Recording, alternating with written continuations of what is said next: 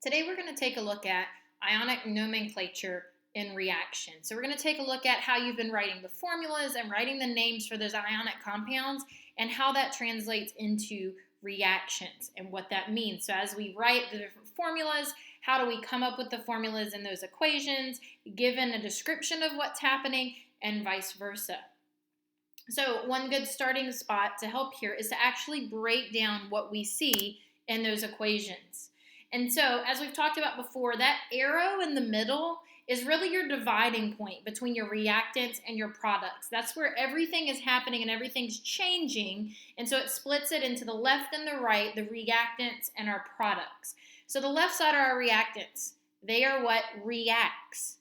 The right is our products. That is what is produced. All right? Reactants react, products are produced. So we look here at the left side of this equation. Imagine drawing a big line down the middle where the arrow is, and let's look at the left side. We have 2 NaCl plus MgF2. And so what that's telling us there is that NaCl, sodium chloride, reacts with MgF2, magnesium fluoride.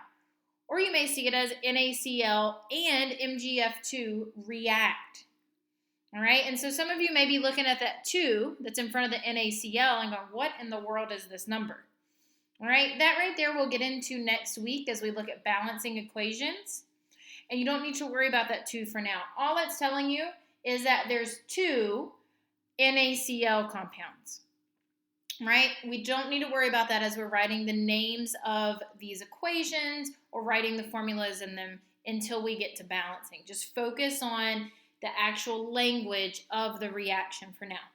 All right, and so we have those reactants reacting, and then you get to your arrow to produce 2 different products. So that's where our plus sign over there stands for and, magnesium chloride and sodium fluoride.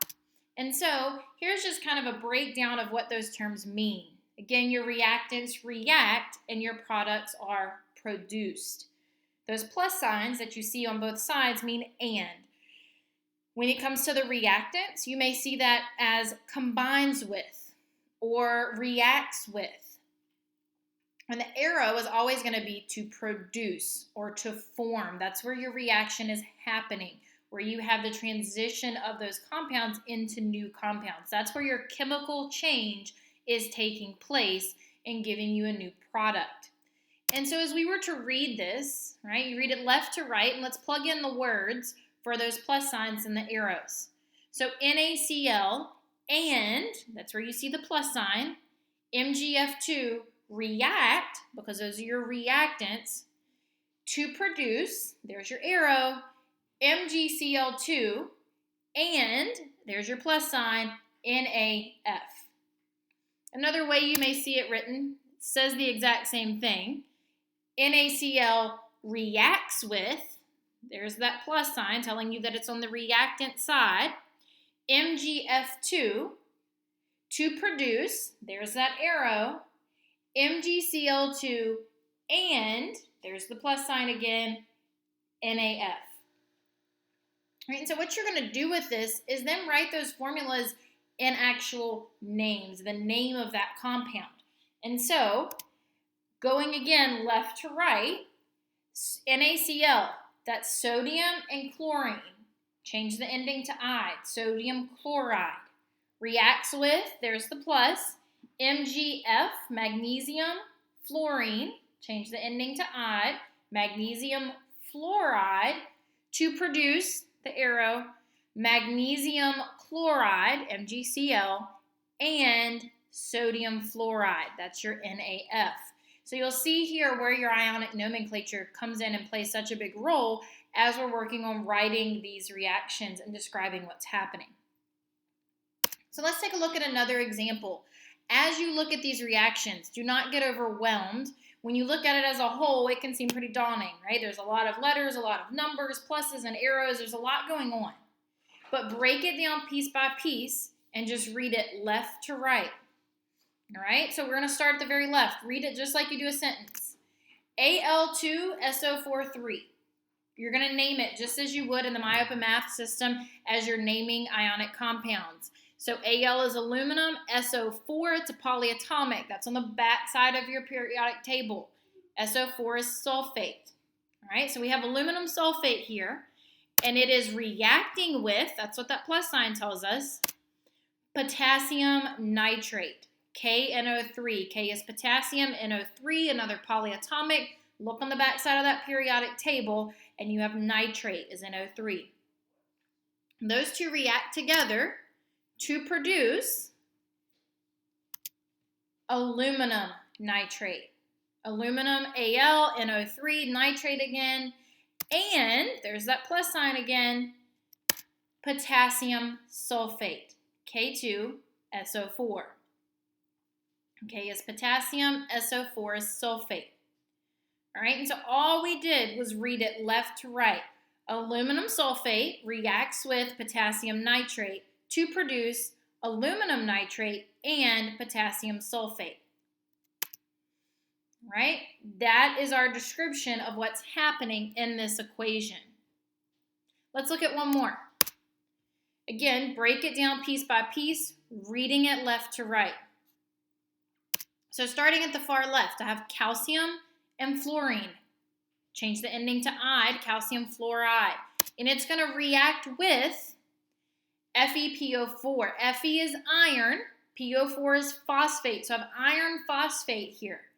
But if you recall, iron is special, right? Because iron is a transition metal. And so think T for transition metal, T for T-chart.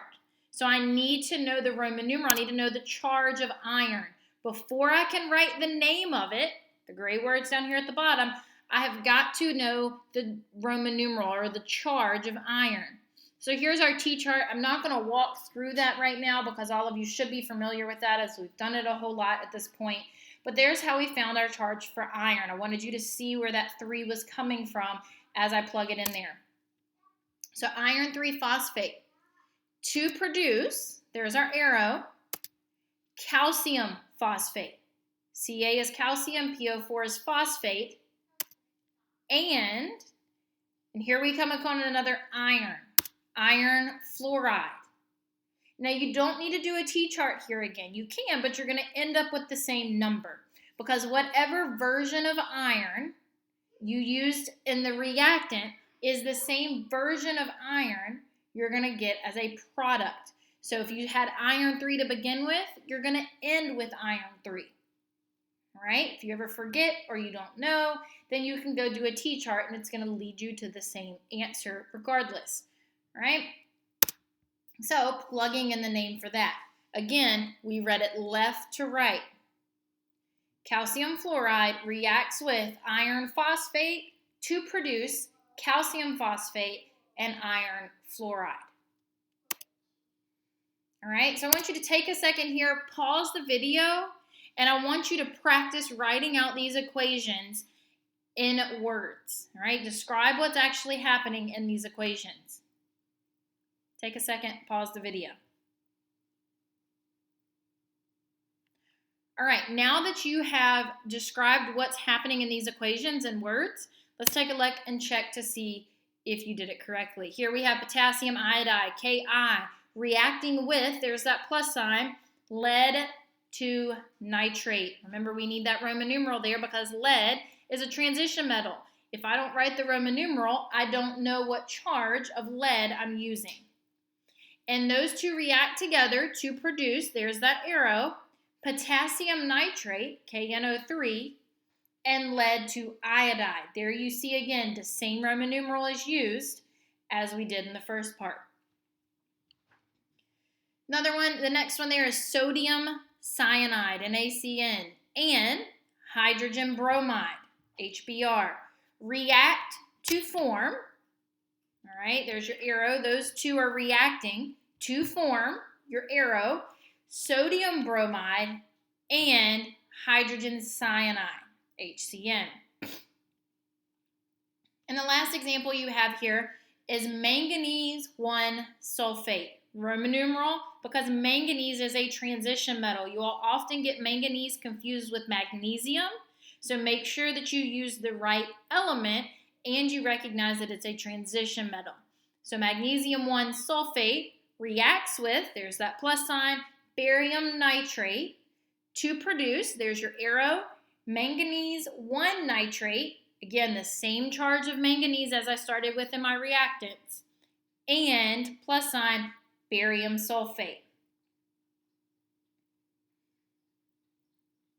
Now that you understand how to describe these reactions in words, we're going to go the other way around. We're going to take the words and write our equations. So here we see an example. Silver nitrate reacts with sodium chloride to produce silver chloride and sodium nitrate. Again, just at first glance, this can look really overwhelming and really daunting, right? But break it down.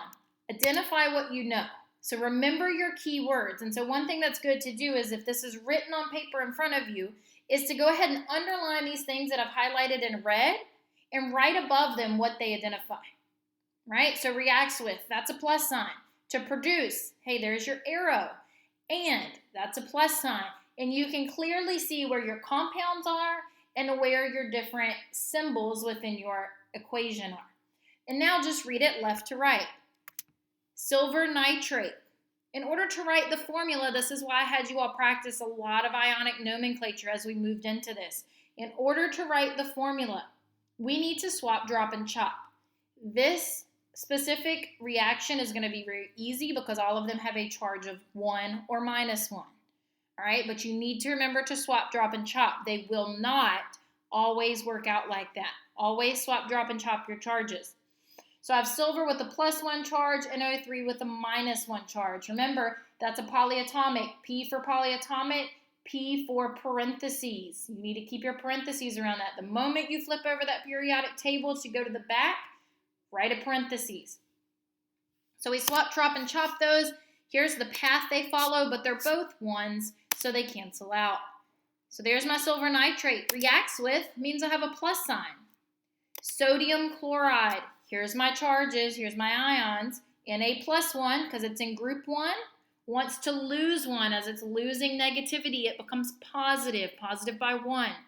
Chloride, group 17. It wants to gain 1 and get to 8. So it's becoming negative by 1. Gaining negativity. To produce, swap, drop, and chop. Here's your simplified because they're both 1s. To produce, there's your arrow. Silver chloride. Again, here's my ions with my charges. Swapping and dropping them. So here's the path they follow. But because they're both 1s, they cancel out.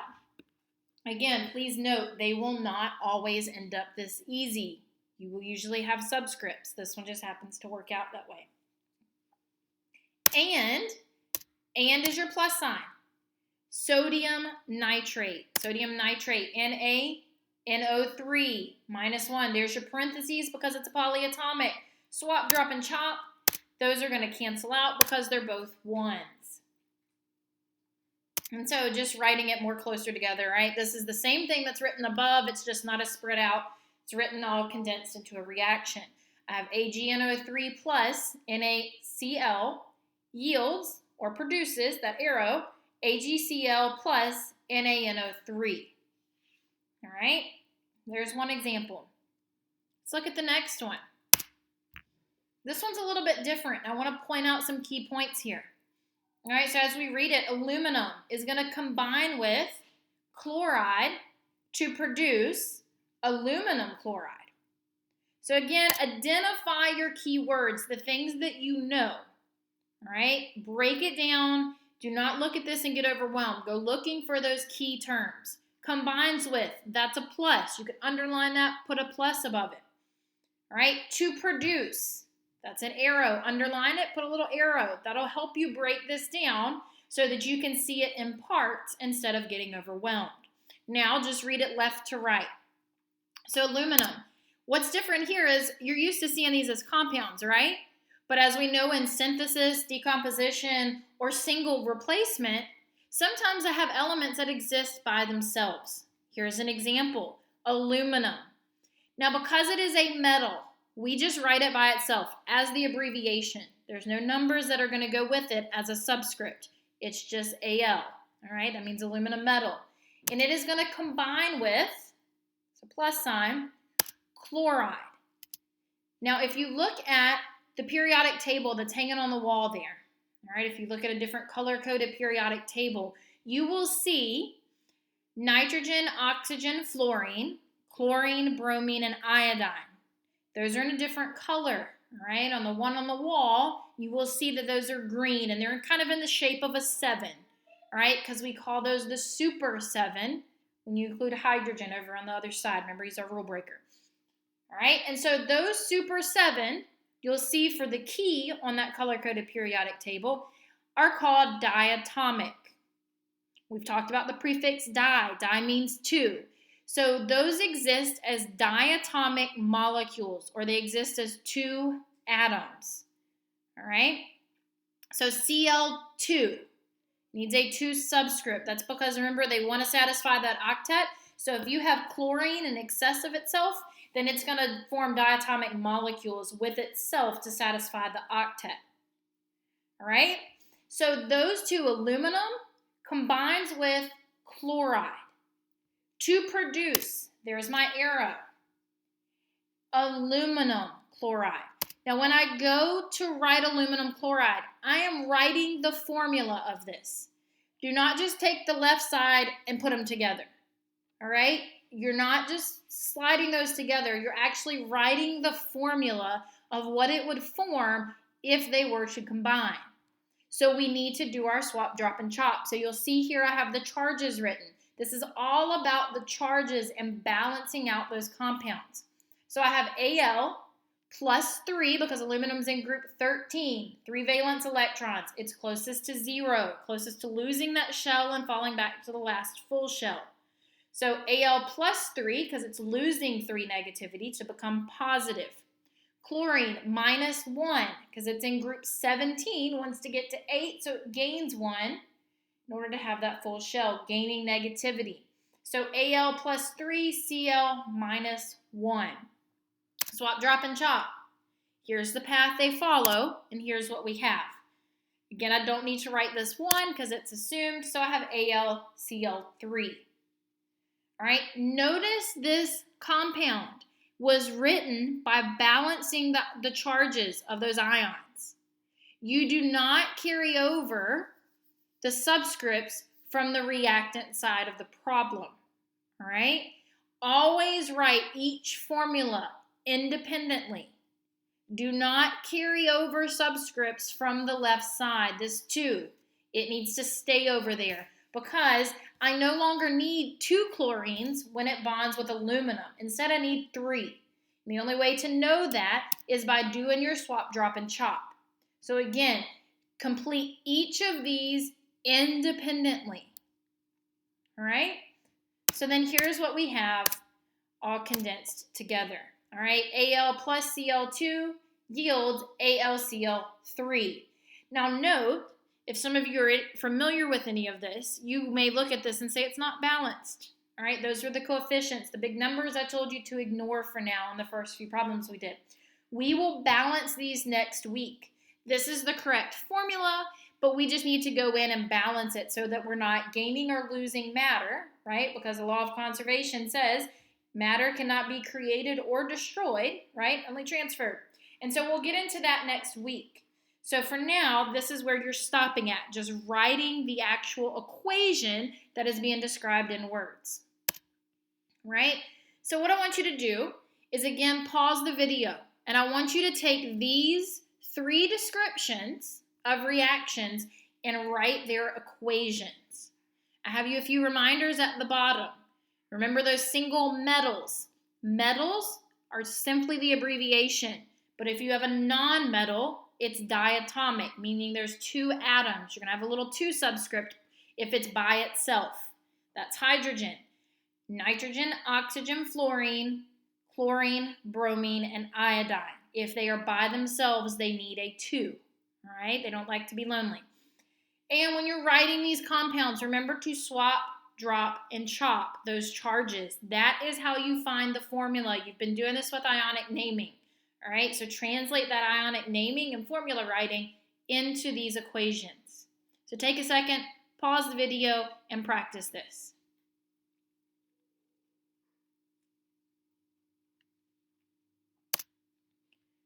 All right, now that you have written those formulas and those equations, I want you to take a look here and compare your answers, and we'll look at them. Lithium sulfite, Li, SO3. Lithium had a +1 charge, SO3 had a -2 charge. So you see here it dropped down, Li2, SO3. Plus barium nitride. That IDE tells me it's a single element. So barium, Ba, and then N for nitride. Ba was a +2 and N was a -3. We swapped and dropped those down and we got Ba3, N2. Yields, lithium nitride. Lithium was a +1, N was a -3. When you swapped and dropped those down, we get Li3, N1. Plus barium sulfite. Barium was a +2 and SO3 was a -2. So when you swapped and dropped those, they were both 2, so you could cancel them out. Let's look at the next example. Bromine reacts with potassium iodide to produce potassium bromide and iodine. All right, and so we look here, and I have bromine by itself. It's a non-metal, so I have to have a 2 with it. So here you'll see that 2 to make it diatomic. It's reacting with potassium iodide. K was +1, I was -1. Those ones cancel out to Ki. To produce, there's our arrow, potassium bromide, KBr, +1, -1. All right, they cancel out. And there's our plus sign, I2, which is iodine. Again, non-metal, it's going to be diatomic. And then lastly, we have lead 2 nitrate. Reacts with potassium iodide to produce lead 2 iodide and potassium nitrate. So here we see lead 2 nitrate. That 2 tells us the charge. So lead is +2, nitrate is -1. When we swap and drop those, I have a 2 outside of nitrate. Reacts with, there's our plus, potassium iodide, Ki. All right, +1, -1, so they cancel. To produce lead 2 iodide and potassium nitrate. So there's our lead 2 +2 iodide -1, swap and drop, and it's outside of our I. Plus KNO3, potassium nitrate. +1, -1, so they cancel. So hopefully this is what you had. Let me know if you have any questions or if you got stuck on anything.